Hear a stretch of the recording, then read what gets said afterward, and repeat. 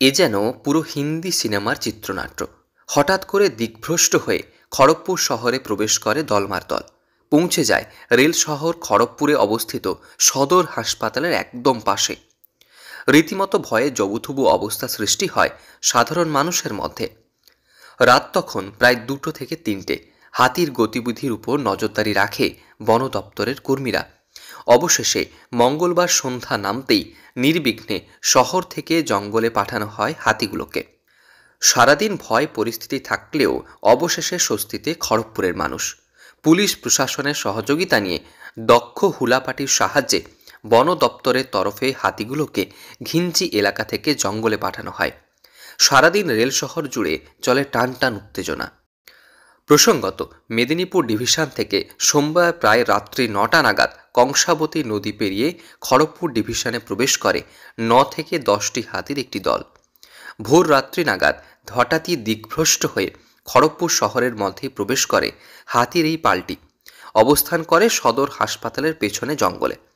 স্বাভাবিকভাবে শহরের মধ্যে হাতি প্রবেশ করতেই রীতিমতো হুলুস্থুলু বেঁধে যায় সাধারণ মানুষের মধ্যে। কেউ কেউ আবার অতি সাহস দেখিয়ে হাতি দেখতে ভিড় জমান।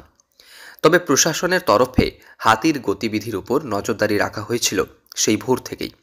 অবশেষে মঙ্গলবার সন্ধ্যা নামতেই দক্ষ হুলাপাটির সহযোগিতা নিয়ে পাঠানো হয় জঙ্গলে।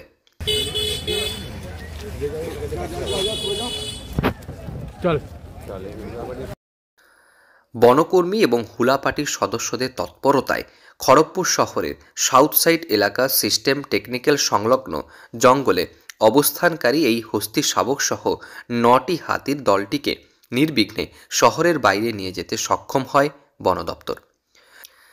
মঙ্গলবার সন্ধ্যা থেকেই সিস্টেম টেকনিক্যাল স্কুলের পিছনের জঙ্গল সংলগ্ন রাস্তা দিয়ে শহরের আরামবাটির রেল লাইন পের করে হীরাডিহির দিকে নিয়ে যাওয়া হয়েছে হাতির দলটিকে।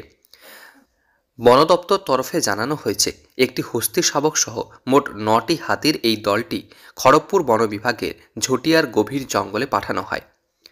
সকাল থেকে চরম আতঙ্ক থাকলেও অবশেষে স্বস্তিতে রেল শহর খড়গপুর। হাতিকে উত্ত্যক্ত না করা, জঙ্গল এবং পরিবেশ বাঁচানোর আহ্বান জানানো হয়েছে বন বিভাগের তরফে। তবে খড়গপুর ডিভিশন জুড়ে অন্যান্য হাতিদের উপর নজরদারি রাখা হয়েছে বন দপ্তরের তরফে। পশ্চিম মেদিনীপুর থেকে রঞ্জন চন্দ্রের রিপোর্ট, লোকাল 18 বাংলা।